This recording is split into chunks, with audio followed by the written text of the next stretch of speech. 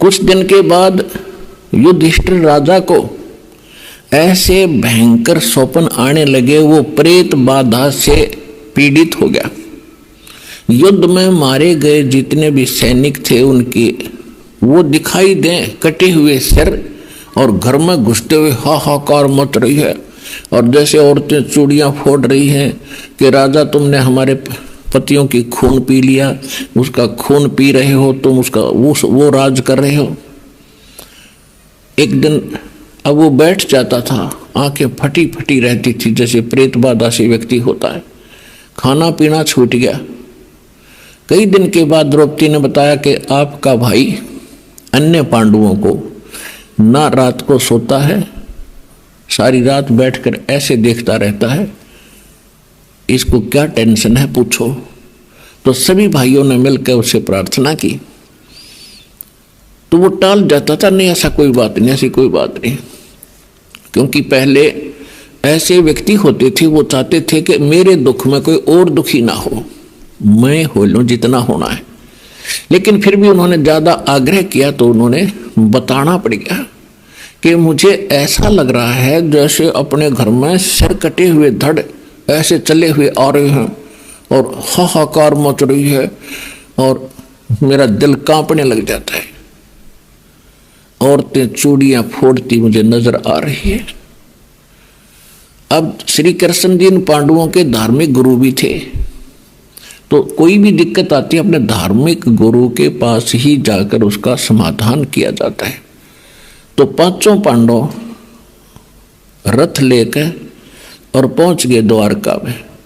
श्री कृष्ण जी से कारण जानना चाहा। श्री कृष्ण जी से पूछा कि ऐसे ऐसे हमारे भैया को ये तकलीफ है, ये दुख है, इसका कारण तथा समाधान बताइयो भगवान। श्री कृष्ण जी ने कहा कि तुमने जो महाभारत में बंधुघात किया, अपने कुल के लोग मारे और साथ में कितनी सेना मर गई, जिस कारण से आपको ये बाधा, ये पाप कर्म दुखी कर रहा है।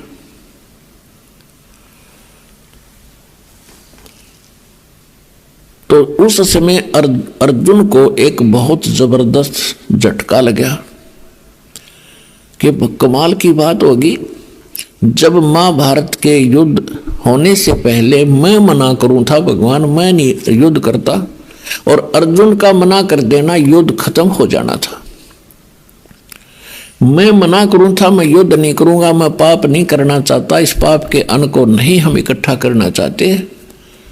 और उस समय तो ये कह रहे थे अर्जुन तेरे दोनों हाथों में लाडू, मर गया तो स्वर्ग जाएगा और विजयी हो गया तो स्वर्ग का राज भोगेगा, और युद्ध कर ले तुझे पाप नहीं लगेंगे। और आज ये भगवान कह रहा है तुम्हें वो पाप लग गए जो युद्ध में आदमी मारे थे। लेकिन उस समय बोलना उचित नहीं समझा, लेकिन सब्र की घूंट पी ली। क्यों? यदि मैं वाद विवाद करूंगा, कोई प्रश्न उत्तरी मन कर दी कि आप उस युद्ध के समय तो कह रहे थे आपका कोई पाप नहीं लग गए, और आज कह रहे हो कि युद्ध में मरे हुए व्यक्तियों का ये दंड तुम्हें भोगना पड़ रहा है जो मारे थे। इसलिए उसने ये सोच विचार करके कि यदि मैंने वाद विवाद कर दिया, और जो श्री कृष्ण जी ने समाधान बताया था वो ये बताया था कि एक अश्वमेघ यज्ञ करो, और उस यज्ञ में पूरी पृथ्वी के भक्त ब्राह्मण ऋषि देवता स्वर्ग लोक के देवताओं को भी आमंत्रित करो, और सभी आवें, आपका अन्न खावें, आपका भंडारा खावें। और उसमें एक शंख रखा जाएगा, शंख, और सब जब खाना खा लेंगे, भोजन पा लेंगे भंडारे में, तो वो शंख अपने आप आवाज करेगा, मुंह का लगा कर बजाने की आवश्यकता नहीं पड़ेगी, अपने आप बजेगा। अपने आप बज गया तो यज्ञ संपूर्ण होगी, अपने आप नहीं बजा तो उस करे हुई यज्ञ का भी फल नहीं मिलेगा। अब उस यज्ञ में 33 करोड़ देवता, 88,000 ऋषि, 12 करोड़ ब्राह्मण और 56 करोड़ श्री कृष्ण जी के रिश्ते कुल, यानी 56 करोड़ यादव, और अनेक पूरी पृथ्वी के व्यक्ति ये सब आने थे, जमाने थे, उनको भोजन खवाना था जिसमें अरबों रुपए खर्च होना था। किसके लिए? युधिष्ठिर की प्रेत बाधा समाप्त कराने के लिए। अब अर्जुन ने सोचा यदि मैंने वाद विवाद कर दिया और मेरा भाई जो युधिष्ठिर है ये ऐसा नेक आदमी है, ये समझ जाएगा संकेततः कि मेरे भाई मेरा उपचार कराने में प्रसन्न नहीं है। इन्होंने तो वाद विवाद शुरू कर दिया खर्चा देख के, और ये बिल्कुल इलाज नहीं कराओगा, यज्ञ नहीं होने देगा, बेशक मर जाएगा, और ये हम नहीं कर सकते। जिस कारण से अर्जुन ने सब्र की घूंट भरी और चुप रहा, लेकिन वह छाती में खटका जरूर थी बात कि आज ये क्या कह रहा है कि वो पाप लग गया तुम्हें। जैसे तैसे वो कहा गया कि आप जैसा उचित समझो कीजिए। श्री कृष्ण जी ने स्थान और समय दोनों निर्धारित कर दिए। सब आमंत्रित करने के लिए देश विदेशों में वो स्वयं भी निमंत्रण देने के लिए गए। कहीं भीम गया, कहीं नकुल, कहीं सहदेव, कहीं अर्जुन, और सब और नौकर चाकर सब जगह चिट्ठियां भेजी। द्वापर युग में परमेश्वर कबीर जी आए हुए थे। चारों युग में संत पुकारे और कूक कहा हम हेल रे, हीरे माणिक मोती बरसे ये जग चुगता डेल रे। सतयुग में सत सुकृत कह टेरा, त्रेता नाम मुनिंदर मेरा, द्वापर में करुणा में कहाया और कलयुग नाम कबीर धराया। द्वापर में जो परमात्मा आए हुए थे उसमें करुणा में नाम से परमात्मा, जैसे कलयुग में कबीर नाम से प्रसिद्ध हुए, तो द्वापर में वो करुणा में नाम से प्रसिद्ध थे। और बाल सतलोक से आए थे सहशरीर एक कमल के फूल पर। वाराणसी के अंदर ही एक कमल के फूल पर एक तालाब में, लहर तारा नहीं था उसमें, अन्य तालाब में, वहां पर आकर कमल के फूल पर विराजमान हुए। और एक वाल्मीकि दंपत्ति निसंतान थे, वो वहां किसी कारण से सरोवर पर गए थे, वहां से भगवान को उठा लाए थे। वहां परवरिश होने से कारण परमात्मा वाल्मीकि कहलाए थे उस द्वापर में। वो वाल्मीकि नहीं, जो सतयुग के वाल्मीकि जी थे वो अलग थे।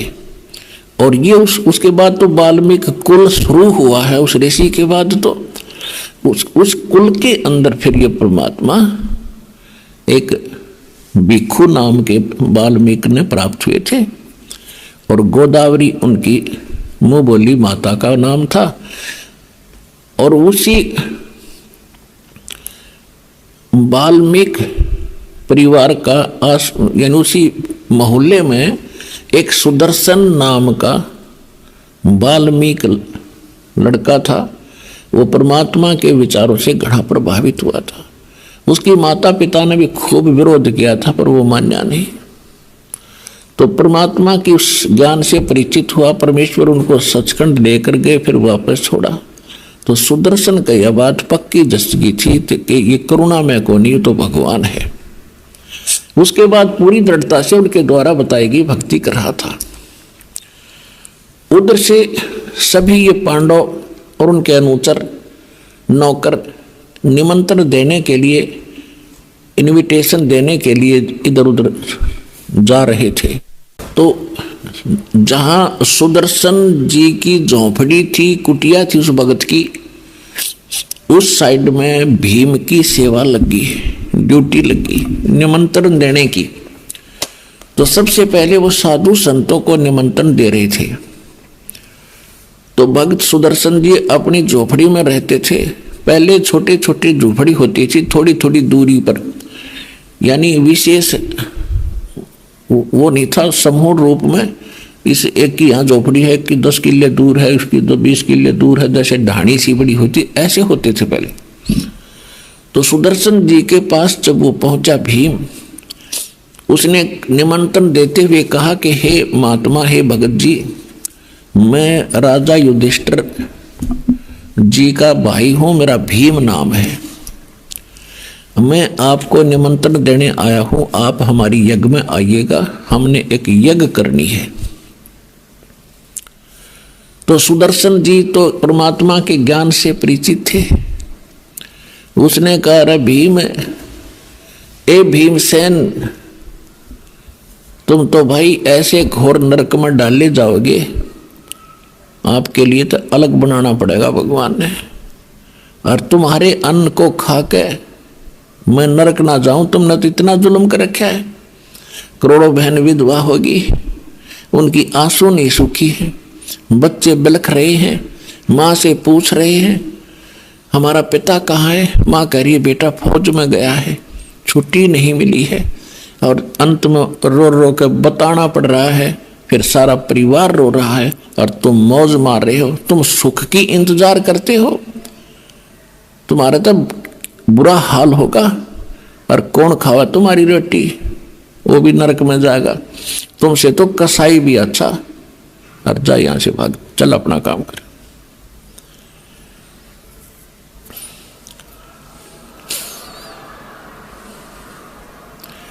अब भीम को बड़ा गुस्सा आया, लेकिन थोड़ा थोड़ा अंदर से रोक रखा था कि कहीं कहीं पर भगवान श्री कृष्ण और भाई गुस्सा ना हो जाए। फिर सुदर्शन जी ने कहा कि यदि मुझे ले चलना चाहते हो, जैसी यज्ञ तुम करने जा रहे हो, ऐसी ऐसी 100 यज्ञ का फल मुझे दो पहले, ताकि मेरे कुछ पुण्य बने, जब तुम्हारे रोटी खाऊं ऐसी ऐसी 100 यज्ञ का पुण्य मुझे संकल्प करो, जब तुम्हारे टूक तोड़ूंगा मैं, इतना घोर पाप है तुम्हारे अन्न में।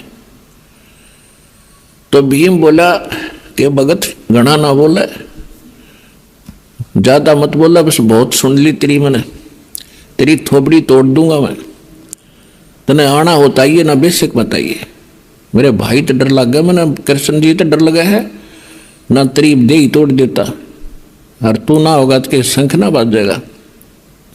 यूं कहकर भीम तो चल पड़ा पहलवान। अब भीम ने ये सोच रखा था कि भाई श्री कृष्ण बैठे भगवान वहां पर, इन छोटे मोटे कुतरुओं का क्या अस्तित्व है उनके सामने, ऐसी चौंध लाग रही थी उनके, और ये चौंध तोड़ा करे कबीर भगवान। अब क्या हुआ, सुदर्शन जी ने जब कह तो दी, सच्चाई तो कहनी पड़े, भगत का धर्म बनता है। फिर वो चिंतित हो गया कि ये राजा लोग जाके युद्ध मस्तारेंगे, अपने भाई ने बताओगा, वो सेना भेजेंगे। तो वो कबीर परमेश्वर जी के पास गया, अपने गुरु जी के पास, करुणामय जी के पास, और उनको सारी स्थिति से परिचित कराया। कैसे ऐसे भीम आया था जी, और मैंने ये उत्तर दे दिया। परमात्मा बोले बेटा खरा जवाब दिया तने, भगत का यही धर्म होता है, मानो चाहे मत मानो। और एक बात और सुन ले, उनका संग शुंख ना बाजे, सारे डांगर बैठे उड़े, ये सारे के सारे 84 के ढोर,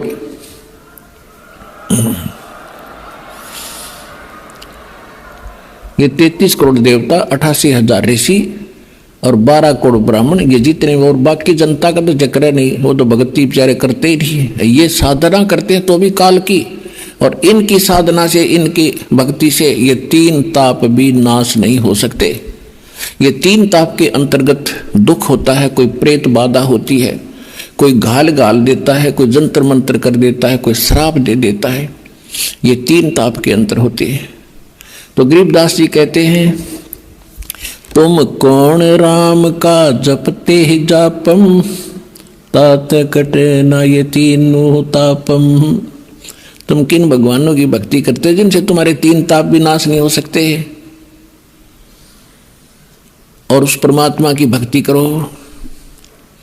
सतगुरु जो चावे सो करही, 14 कोट दूत जम डरही, ऊत भूत जम त्रास निवारे, और चतर गुप्त के कागज पाड़े।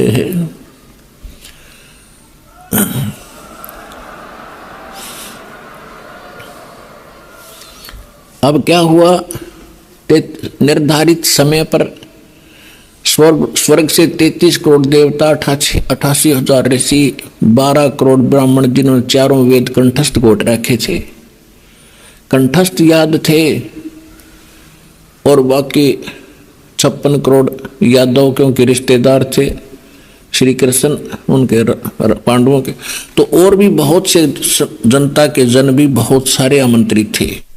और एक शंख रख दिया अलग से, एक अलग से स्टेज बनाकर, एक स्थान बनाकर न्यारा, और शंख रख दिया एक सुसज्जित स्थान पर। सब ने भोजन खा लिया और शंख ने टस से मस आवाज नहीं करी।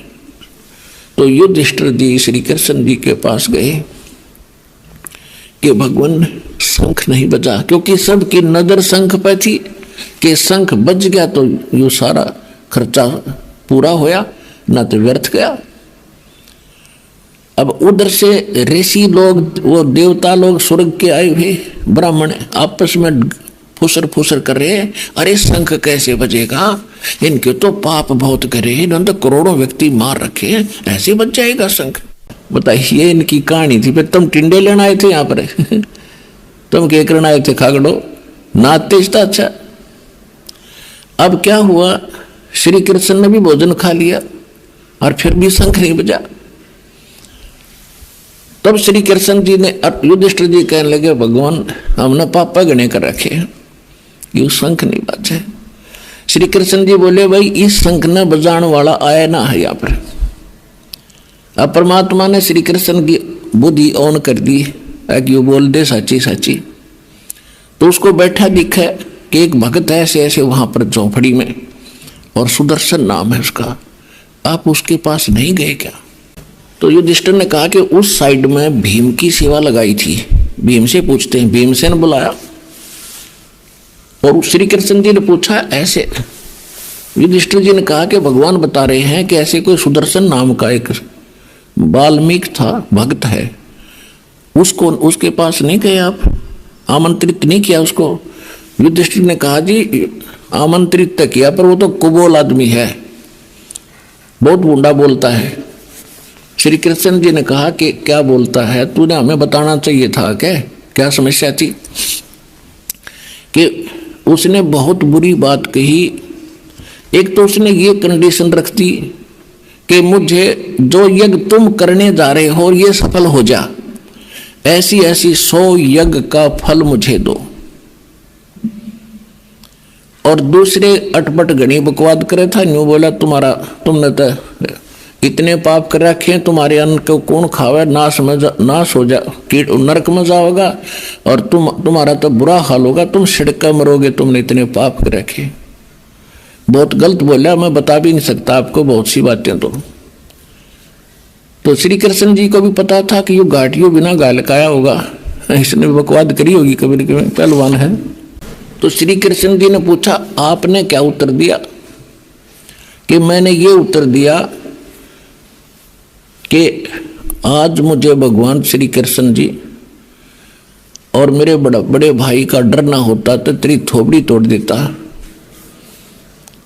श्री कृष्ण जी बोले, भले आदमी ऐसा भयंकर रोग तुम्हारे, और बकवाद नो की नो बरी। साधु संतों भक्तों के साथ बकवाद नहीं करा करते, संत के साथ ऐसा दुर्व्यवहार करके तूने तो और पाप कमा लिए, इकट्ठे कर लिए। और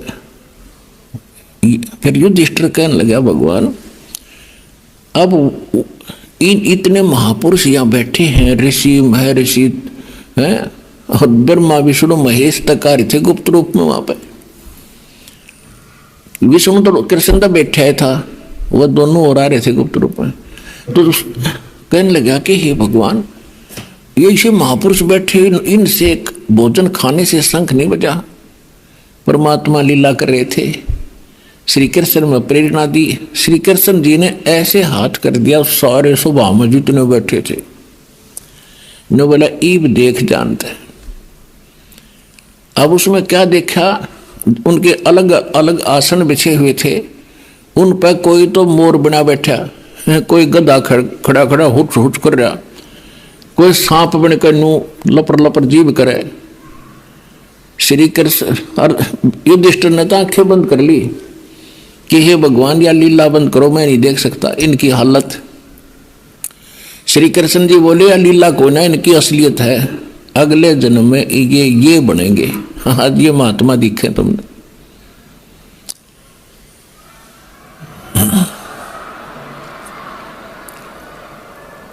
और सूक्ष्म वेद में भी कहा है 33 पर तलब है, कोई बकरा कोई बोक, ये 33 करोड़ देवता भी कोई बकरा कोई गधा कोई कुत्ता बनेगा, इनके ऊपर भी एक कर्म की मार ज्यों की त्यों बनी हुई है। सुर नर मुनि जन 33 करोड़ी, बंधे सभी काल की डोरी, तुम कौन राम का जपते जापम, तात कटे न ये तीनों तापम। युधिष्ठिर कहने लगा भगवान ये हालत होगी नहीं कि हाँ ये हालत होगी भाई, मैं तो जो इनका भविष्य है वो दिखा रहा हूं, ये लिखा है इनके इतिहास में भविष्य। तब श्री अर्जुन युधिष्ठिर जी ने पूछा कि हे भगवान फिर ऐसा कौन है कि बताने लग रहा। मैं भीम से कहा कि रथ जोड़ और वहीं चलो, रथ तैयार करो और सारे 5 पांडव आधीन होकर नतमस्तक हो जाओ, ना तो तुम्हारा भट्ठा बैठ गया। अब मरता क्या नहीं करता। 5 पांडव छठे भगवान कृष्ण सारथी बन गए, क्योंकि उनके रिश्तेदार थे, साले थे, वो सेवाइया भी गेल कराया करते उनकी। लेकर श्री कृष्ण बैठाकर उन 5 ने और सुदर्शन जी की झोंपड़ी से कम 4 किलोमीटर दूर, 1 योजन दूर, 10-12 किलोमीटर दूर रथ से नीचे उतर लिए और रथ पीछे पीछे आ रहा है। वो 5 पैदल और जूते धर दिए रथ में नंगे पैरों। अब उस दिन क्या देखा युधिष्ठिर, परमात्मा ने सुदर्शन जी के मन में ऐसी प्रेरणा कर दी।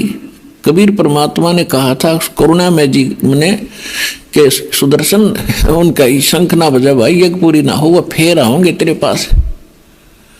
अब सुदर्शन जी ने सोचा भाई जुल्म होगा, उनका भोजन खान जाना पड़ेगा, मेरी मुश्किल से कमाई बना है या उड़े बट्टेगी, ना जाऊंगा तो घनी प्रार्थना करेंगे राजा होगा, जाना पड़ भी सकता है। तो उसने तो घर त्याग दिया, 15-20 दिन का टूर प्रोग्राम बनाकर निकलेगा कि तो दूर पहाड़ियां में।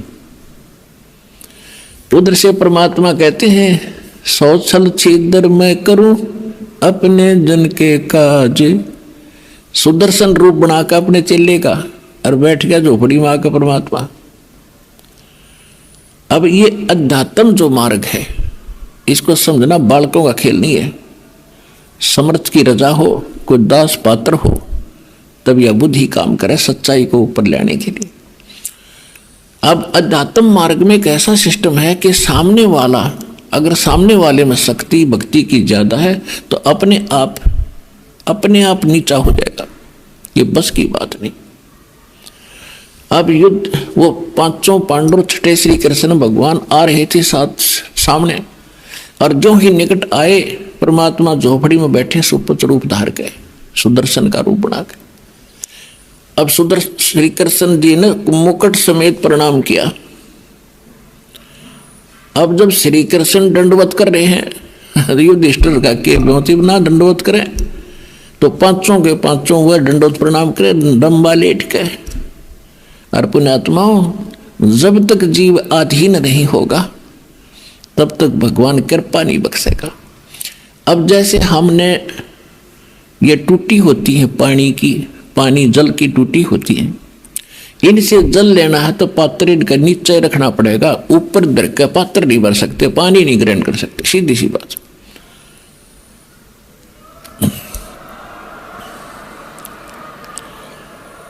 इसी प्रकार भगत को आधीन बनना पड़ेगा भगवान से कृपा प्राप्त करने के लिए। आधीनी के पास है ये पूर्ण ब्रह्म दयाल, मान बड़ाई मारियो बाई बेअदबी सिर काल। अब क्या बताते हैं, परमात्मा ने कहा कि हे द्वारकाधीश और हे दिल्ली के बादशाह इंद्रप्रस्थ के राजा, हे पृथ्वीपति, मुझे क्यों पाप का भागी बनाते हो, मुझ गरीब को क्यों दंडवत करते हो। श्री कृष्ण जी खड़े होकर कहने लगे, हे परवरदिगार, ये पांचों पांडव हैं और ये आपको अपनी, इन्होंने एक यज्ञ की है, आपको आमंत्रित करने आ रहे हैं। तो परमात्मा ने कहा कि भाई मैंने इस पहलवान से बताई थी उस दिन बात, मेरी वह शर्त पूरी कर दो। क्या शर्त है दाता आपकी।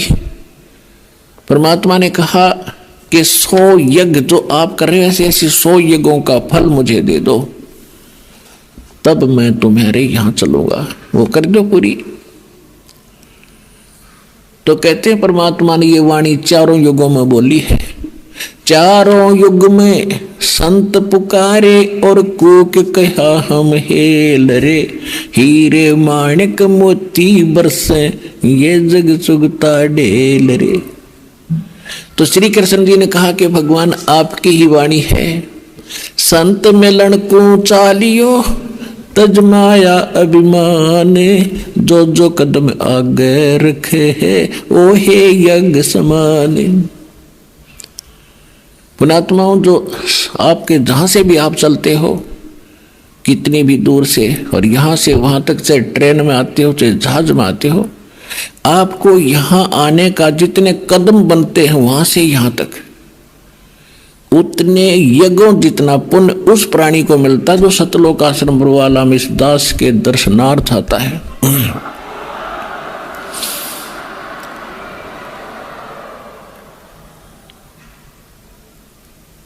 एक एक कदम एक यज्ञ के तुल्य है। कैसे आता है? अपने पद और पोस्ट और धन और किसी अन्य जाति वर्ण के अभिमान को घर छोड़ आवे, कि तक कुएं में गिर दे झेरे में, तब यहाँ आवे। कति नम्र हो के, जैसे कोई रोगी हो भयंकर और उसको डॉक्टर के पास ले जाते हैं, चाहे वो कितना बड़ा अधिकारी हो और कितना बड़ा सेठ हो, तो डॉक्टर उसको कहता कपड़े उतार दे, जब उतार देगा, क्योंकि उसने तो अपनी जान बचाना उद्देश्य होता, उस समय वो भूल जाता मैं क्या हूँ, उसने जान दिखाई देती है।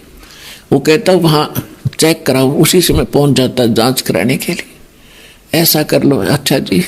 तो वहाँ उसको अपनी जान दिखाई देती है और डॉक्टर वहाँ उसकी रक्षक दिखाई देता है। तो इसी प्रकार जब आप यहाँ आओ, आपको बहुत बड़ा भयंकर रोग है जन्म और मरण का, और यहाँ कष्ट पे कष्ट आपके कर्मों की आपको रगड़ने के लिए तैयार खड़े, आपके प्रारब्ध में किस्मत में रखे, उन सब को खत्म किया जाएगा और आपको भक्ति युक्त किया जाएगा सतलोक आश्रम बरवाला में, इसलिए आपको बुलाया जाता है।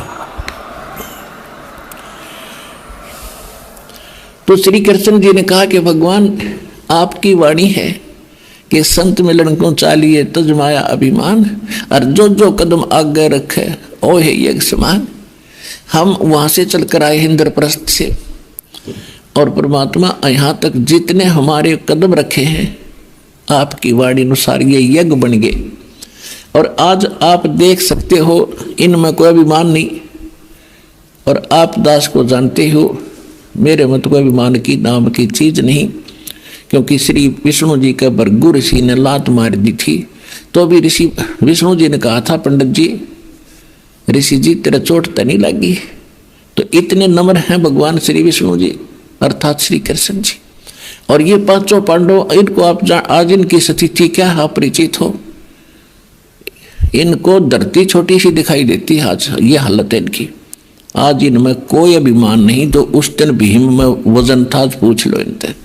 ये कति विनम्र होकर और अपनी इज्जत बचाने के लिए, जान बचाने के लिए आपके दरबार में आए हैं। और यहाँ से वहाँ तक आने के जितने कदम रखे दाता, आपके वचनानुसार, आपके विधान अनुसार ये यज्ञ बन गए। हे उनमें से रख लो दाता जितने आपने रखने, बाकी हम दीनों की झोली में डाल दो। कहते साधु भूखा भाव का धन का भूखा ना, ने बोला चल कृष्ण चलते हैं। थारी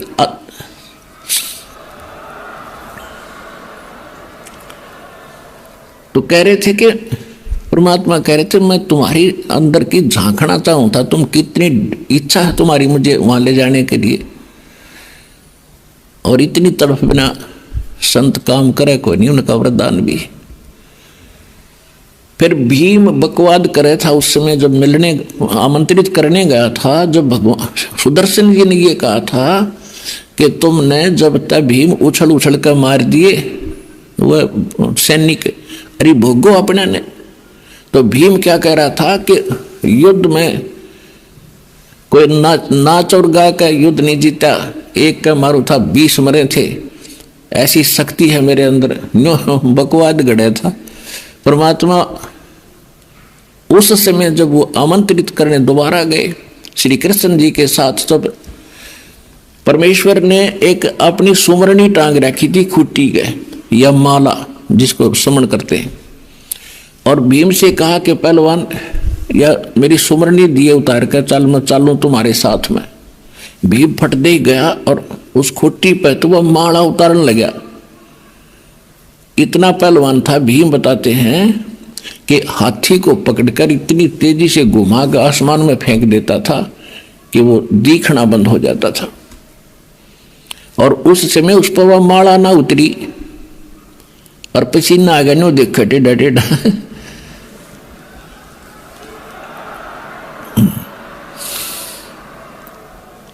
परमात्मा बोले पहलवान छोड़ दे, आप पर उतरेगी। और न्यू करा था दत्ता ने, वो अपने आप उतर का हाथ में आ गई। तो भीम कहने जचगी वे महात्मा के चाड़ा है तो, और ऐसा विश्वास हो बिना फिर श्रद्धा नहीं बनती। न्यू बिग्गी बिल्ली की तरह खड़ा होगा वो पहलवान, न्यू खड़ा वहां पर। अब आदरणीय गरीबदास साहिब जी ने परमात्मा की महिमा कैसे अपने अमृत वचनों में कैसे कलम तोड़ रखी है, थोड़ी थोड़ी ये भी सुना दूं, क्योंकि ये सब सिद्ध वाणी है। उस परमात्मा का दिया हुआ गरीबदास में फीड किया हुआ ज्ञान उन्होंने ज्यों का त्यों बोला है, और इस वाणी को अधिकारी के वचनों से सुनोगे तो पूरा असर होगा। ये दास है आज ये अधिकारी से अमर कथा को सुनाने, पढ़ने और पढ़ाने का, और पृथ्वी पर नहीं। जैसे औषधि होती है, औषधि ने काम करना शरीर में जाकर, और सिरिंज होती है वह नीडल और एक प्लास्टिक से की वह सिरिंज बोल रहे हैं उसमें, जिसमें इंजेक्शन भरकर फिर बॉडी में लगाते हैं। अगर वो सिरिंज अंदर तक कोई डिफेक्टिव मटेरियल हो उसमें थोड़ा बहुत, और उसमें वो औषधि डालकर लगा दी जाए उस बेकार यानी खराब सिरिंज के द्वारा दवाई डाल दी जा शरीर में, तो वह रिएक्शन और कर देगी, कौवा काम ना करे जो ऐसा करना चाहिए था। तो अन्य जितने संत हैं वो खराब, उनके कोई भी है वो अच्छी सिरिंज नहीं है। ये दास ही मालिक ने पता नहीं क्या गुण देखा, साफ भी उन्होंने किया होगा दास को। तो इस दास के माध्यम से जो वचन बोले जाएंगे या वाणी पढ़ के सुनाई जाएगी, इसका असर आपके डायरेक्ट होगा। शक्ति भगवान की काम करेगी, दास तो एक नियमत है। अब क्या कहते हैं, पांचों पांडव संग हैं और छठे कृष्ण मुरारे, चलिए हमारी यज्ञ में हे समर्थ सिरजनहारे। अब श्री कृष्ण के बस की बात नहीं था, उस समर्थ शक्ति के सामने क्या बोल रहा है, ये जीव के बस की नहीं बात। नानक साहिब जी कहते हैं वो समर्थ, वो परमात्मा कबीर करतार, वो जमे चाहिदा ऐसे बुलाईदा, वो जैसे चाहता है नहीं बुलवावा अगले पे, और सच्चाई बुलवा रहे हैं। पांचों पांडव संग हैं और छठे कृष्ण मुरारे, चलिए हमारी यज्ञ में हे समर्थ सिरजनहारे।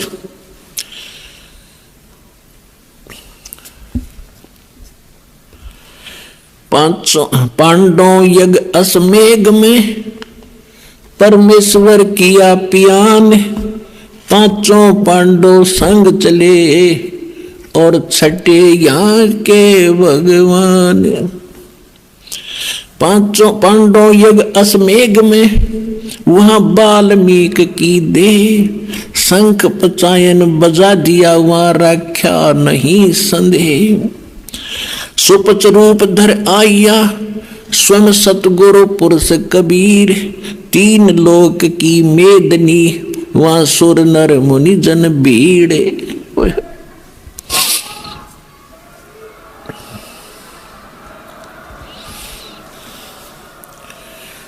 अब थोड़ी सी मौखिक बताकर फिर सुनाऊंगा, जब घना बढ़िया आपका इसका ज्ञान समझ में आओगा रहस्य।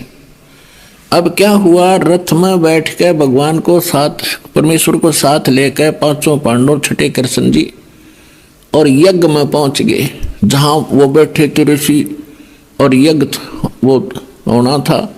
तो जो ही मंडप में परमात्मा ने प्रवेश किया, कबीर जी ने, उनकी कैसी वेशभूषा थी, बाल बढ़े हुए और मैले से कुचले से कपड़े, टूटे से जूते, धोती भी आधी सी बांध रखी, और जैसे ग्रामीण और गरीब निर्धन व्यक्ति बिल्कुल जैसे रहते हैं, ऐसी स्थिति में। और जब वो जा रहे हैं आगे आगे, पीछे पीछे कृष्ण जी और सारे, तो सारे बैठे थे ना, वो जितने ऋषि मुनि महामंडलेश्वर ब्राह्मण सारे अपना कपड़ा मुंह पर धर के और अंदर अंदर हंसे, ये लाए हैं, इसने बजा होगा शंख, ये बजा होगा शंख इसका।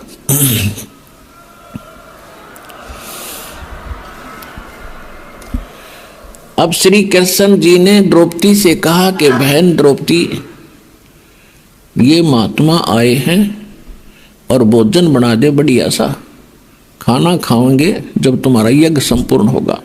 अब कति गले में अड़ रही थी, इनका तो फांसी और मुश्किल हो रही थी कि इतना खर्चा हो लिया, बात जो की। तो द्रौपदी ने किसी नौकर से नहीं भोजन बनाने दिया कि भोजन में कोई चूक रह जा और ऋषि जी खुश ना हो, संत जी भगत जी खुश ना हो।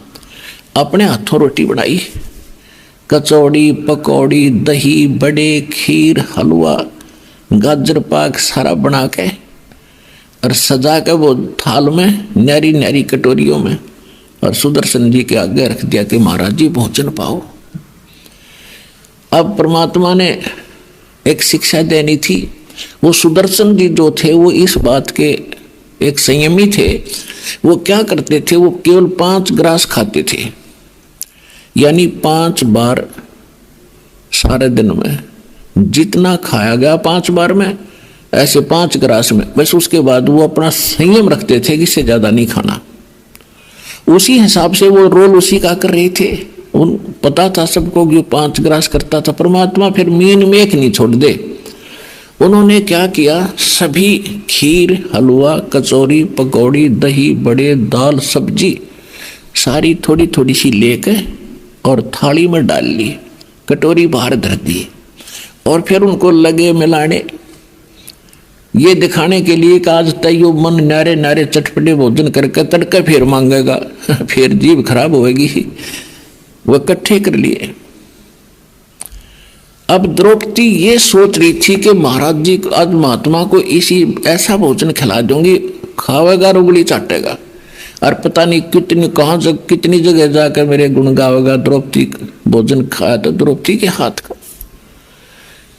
और ये विशेषकर सभी बहनों का एक विशेष भाव होता है कि अतिथि घर पर आ जाता घना अच्छा भोजन बना कर कि कहीं ये जाकर कहीं न्यू ना कह देख ऐसे घर में गया था उस बहन ने रोटी भी ना बनानी आई। इसलिए उसका प्रत्येक संभव प्रयत्न रहता है कि बढ़िया से बढ़िया भोजन नमक मिर्च सही बना कर दूं। और फिर ये इंतजार करती है खाने वाला सरा होगा कि बेसरा होगा। अब उन्होंने तो कोई चांस ना दिया, उन्हें इकट्ठा कर लिया सारा। तो द्रौपदी ने घना दुख मान्या कि मैंने 2 घंटे तक फड़वाई दुमे में और स्पेशल अपने हाथ भोजन बनाया और यू रहा शूद्र का शूद्र, इसने खान का भी ना बेरा, यू काहे का शंख बजाओगा। ये मन बड़ा दुष्ट है, 1 मिनट में पता नहीं के विकल्प संकल्प करके और भट्ठा बैठा दिया आत्मा का। अब परमात्मा तो अंतर्यामी थे, जान गए कि इसमें करड़ रह रही है थोड़ी सी, इसने भी ठीक करूं द्रौपदी ने। अब परमात्मा ने एक बार शंख वो ग्रास खाया एक, और उस शंख ने आवाज करी और फिर बंद हो गया।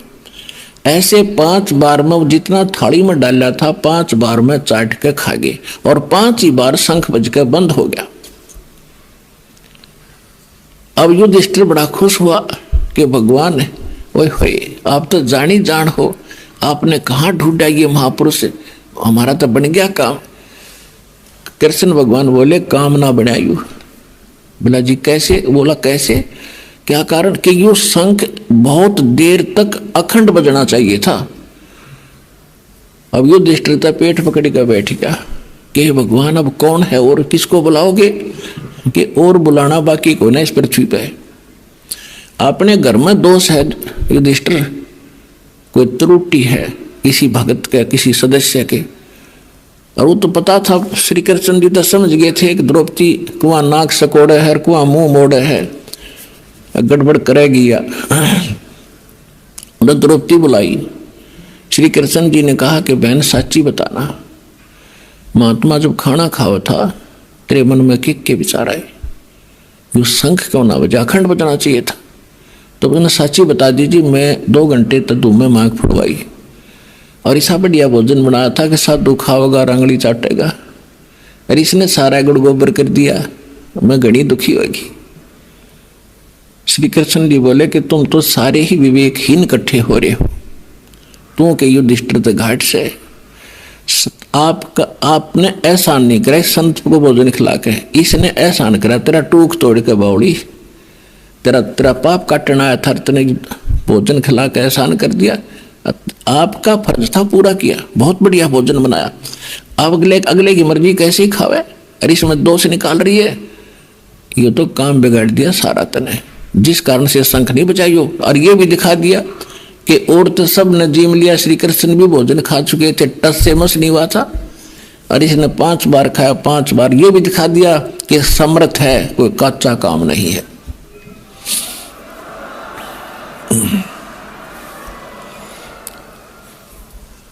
अब कहते मरता क्या नहीं करता, पसीने आ गए द्रौपदी के कि गलती बन गई महाराज।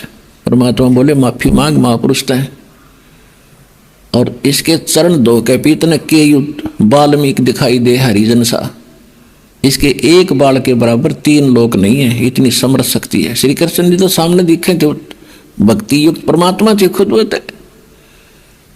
अब मरता क्या नहीं करता, द्रौपदी लाई प्रांत उठा के तस बढ़िया, और उसमें लोटा लाई पानी का भर के, महाराज जी चरण दोगी। अग धोले बेटी, दोनों पैर धर दिए प्रांत में परमात्मा ने, और द्रौपदी ने पैर धोए, उल्टा घाल के लोटे मर पीण लगी, आधा पी लिया। जब श्री कृष्ण जी बोले कि बेबे बहन मुझे भी दे दे आधा के, इसे महापुरुष का चरण अमृत कच मिल रहा है। धूल भरा हुआ, धूल से भरे हुए चरण लो के नो दो के, और गट गट पी गए। जो ही द्रौपदी ने और श्री कृष्ण ने वो चरणामृत लिया, शंख ने अखंड धुन करी, नो स्वर्ग तक वाणी सुनी। बोलो सतगुरुदेव।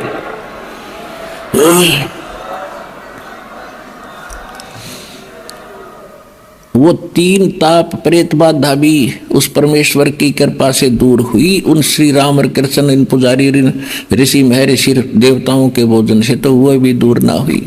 तुम कौन राम का जपते जापम, तात कटे ना ये तीनों तापम। सतगुरु जो चावे सो करही, 14 कोट दूत जम डरही। ऊत भूत जम त्रास निवारे, चित्रगुप्त के कागज पाड़े। ये वो परमात्मा कबीर साहब है, आपके कर्म के लेख का नाश कर दे। ऊत भूत जम त्रासों, यम के दूतों की त्रास से भी आपको बचावेगा, और अंत में आपके भाग्य में जो दुर्भाग्य लिखा हुआ है, पाप लिखे हुए, उस कागज को पाड़ देगा। करम भरम ब्रह्मंड के मैं पल में करहूं नेश, जिन हमरी दुहाई दी सो करो हमारे पेश। अपनात्मा उस शंख ने इतनी गजब की आवाज की, स्वर्ग तक उसकी लहर गई, काफी देर तक नो सन्नाटा उठ गया, पूरी पृथ्वी कांपनो मीठी मीठी आवाज से भर गई। और जितने भी वृक्ष थे जितने भी पृथ्वी पर वृक्ष पौधे थे, फूल या फलों के, फलों से तो लदपद हो गए और फूल ऐसे खिल गए जैसे बसंत में खिला करते हैं। पूरी पृथ्वी पर फलों से लदपद और एक बहार आ गई उस परम पिता की कृपा से। अब आपको परमात्मा की वो वाणी सुनाते हैं, थोड़ी सी ईब गढ़ा आओगा आपने। पांचों पांडव संग हैं, छठे कृष्ण मुरारे, चलिए हमारी यज्ञ में समर्थ सिरजनहारे।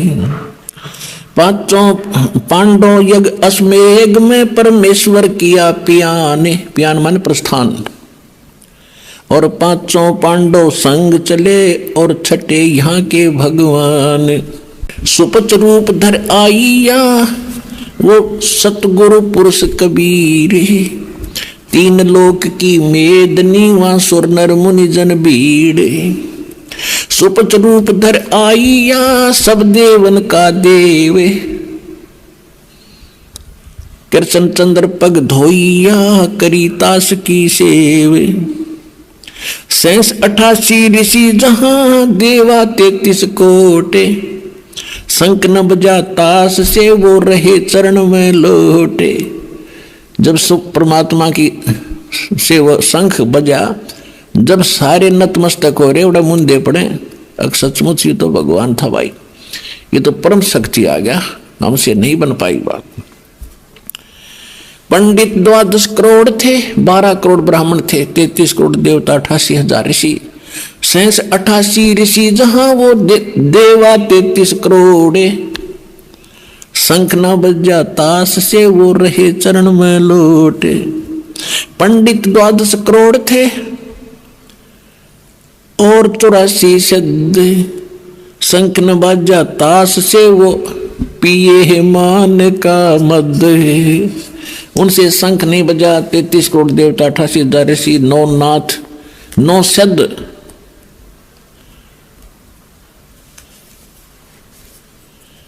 चौरासी शब्द, ये गोरखनाथ जैसे शब्द हम आते हैं, ये कहते ये भी गुप्त रूप में वहां बैठे थे, इनसे शंख नहीं बजा। सुपच रूप को देख कर द्रौपदी मानी शंके।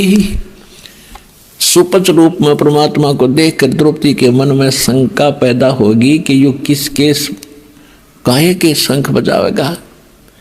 सुपच रूप को देख कर ये द्रौपदी मानी शंख, जाने गए जगदीश गुरु नो बजा को ना शंख। कि 5 बार बजा के बंद कर दिया कि द्रौपदी में थोड़ी सी मरोड़ रह रही है या काट दो इसकी। 56 भोग संजोग कर, 56 भोग 56 प्रकार के व्यंजन बना रखे थे, उनको इकट्ठे कर दिया, संयोग कर दिया उनका। 56 भोग संजोग कर कीने 5 गिरास, द्रौपदी के दिल दुई थी उसका नहीं था दृढ़ विश्वास। सुर नर मुनि जन यज्ञ में वहां त्रिलोकी के भूप, 3 लोक के राजा श्री कृष्ण जी बैठे, और शंख सुपच यज्ञ में आइया नित बेचत है सूप। 56 भोग न भोगिया कीने 5 गिरास, खड़ी द्रौपदी उन मुनि वा घाल रही थी सांस। जब भगवान ने सब कुछ इकट्ठा कर लिया और खान लग गया, वह सांस मारे थी, वो करड़ी गुस्सा हो रही थी। अब श्री कृष्ण जी से पूछा गया तो उन्होंने बताया कि शंख क्यों ना बजा। बोले कृष्ण महाबली क्यों बजा नहीं शंख, जान राय जगदीश गुरु ये काढ़े मन की बंके। अब जब श्री कृष्ण जी ने सोचा कि इस महापुरुष से भी शंख ना बजा, तो उन्होंने देखा अपने अंतर्ध्यान से कि ओहो द्रौपदी के मन में दोष है, इसका बड़ काढ़ है, ये न सीधा करे। बोले कृष्ण महाबली भाई क्यों बजा नहीं शंख, जान राय जगदीश गुरु अब काढ़त है मन बंके। के द्रौपदी की मरोड़ काढ़न लाग रहे हैं यार, पता नहीं क्या बन रही है।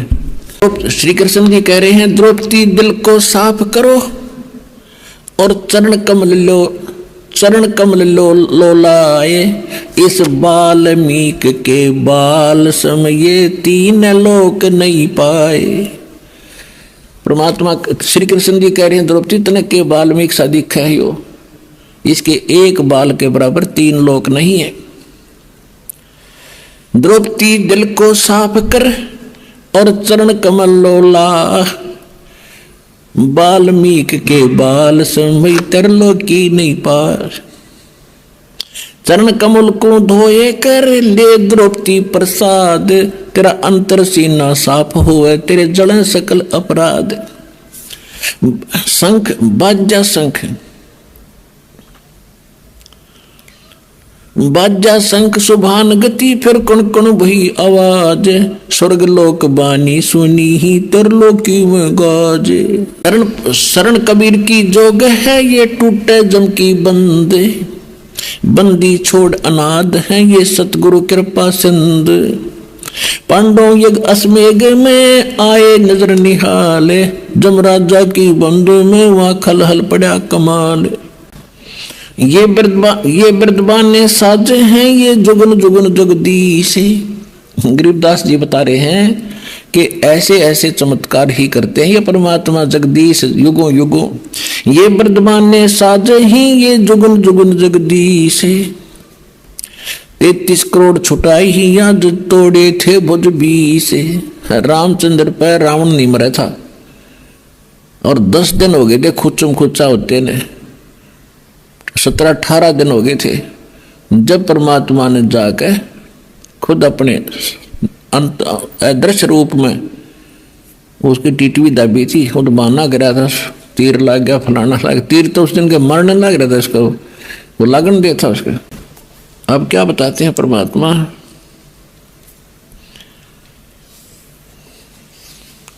पांडव यज्ञ अश्वमेध में आए नजर निहाले, जमराजा की बंद में वहां खलहल पड़ा कमाले।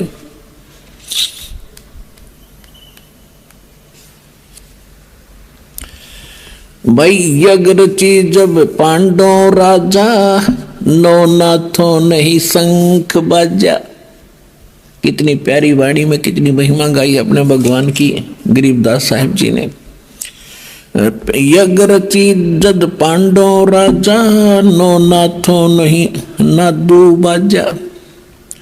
84 रिद्धि सब मोहे, पूर्ण ब्रह्म ध्यान नहीं जो है। वो जितने भी ऋषि थे महर्षि थे उस पूर्ण परमात्मा की भक्ति नहीं करते थे, वो देवता वगैरह। 33 करोड़ यज्ञ के माही, सुर नर मुनि जन गिनती नाही। 56 करोड़ जहां थे यादो, जिनसे नहीं वो बाजा नादू। नाद यानी शंख नहीं बाजा। कोटिक बक्ता वेद उचारी, नहीं बही जग संपूर्ण सारी। 60 दर्शन की गिनती नाही, अनाथ जीव जी में बहुमाही। सुर जन मुनि जन तपस्नासी, दंडी वृक्त बहुत उदासी। एक बाल्मीक, पांचों पांडव और कृष्ण शरीरा, जिनसे यज्ञ वही नहीं थीरा। पांचों पांडव वही थे, श्री कृष्ण जी ने भोजन खा लिया था, उनसे भी शंख सफल, वो यज्ञ सफल नहीं हुई। एक बाल्मीक नीचे कुल साधु, जिन शंख बचायन पूरा नादू। अब वहां परमात्मा अपनी महिमा की भूख नहीं रखते। अब उन्हें क्या पता ये के लीला थी। गरीबदास जी को तो सारा मालूम था, उनकी दूरदृष्टि खोल रखी थी। तो उन्होंने बताया कि वो तुम जिसको एक बाल्मीक समझ रहे थे और उसने शंख बजा दिया, उसका कारण क्या था कि ये वो पूर्ण परमात्मा के सत भक्ति कर रहा था। यानी हमें शिक्षा देना चाहते हैं कि ये कहा करते हो श्री कृष्ण का भगत था। अच्छा, भगवान तो बाजी नहीं भगत कला तोड़ देगा, ऐसी अकल दे रखी ने। क्या बताते हैं, पंडित 12 कोट विपर से देव से, और खेवट विनाश जहाज कहो कौन खेव से।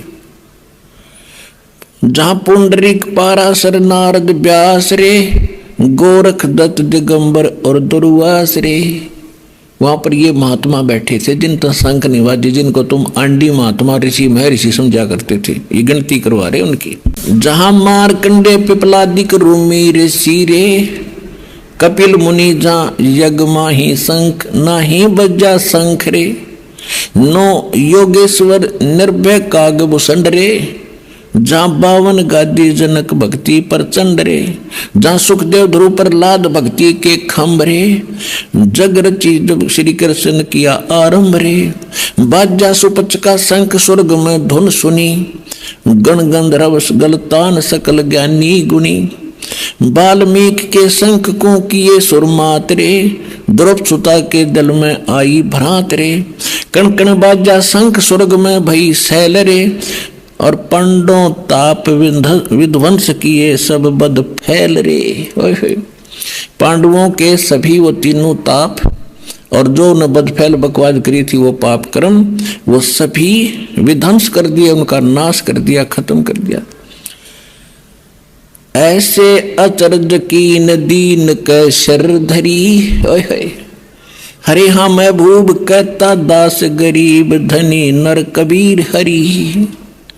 इतना लीला करके और फिर कह दिया, अपने उस दास के सिर पर धर दी कि सुपच ने शंख बजा दिया।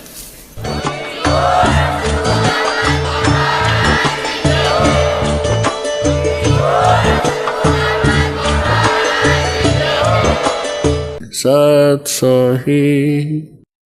आप सुन रहे थे जगत गुरु तत्वदर्शी संत रामपाल जी महाराज जी के मंगल प्रवचन। अधिक जानकारी के लिए विजिट कीजिए हमारी वेबसाइट www.jagatgururampalji.org। संत रामपाल जी महाराज जी के शुभ आशीर्वाद से पूरे विश्व भर में 500 से भी ज्यादा नाम दीक्षा केंद्र हैं, जिन पर संत रामपाल जी महाराज जी द्वारा ऑनलाइन निशुल्क नाम दीक्षा दी जा रही है। अपने नजदीकी नाम दीक्षा केंद्र का पता करने के लिए संपर्क करें 8222880541।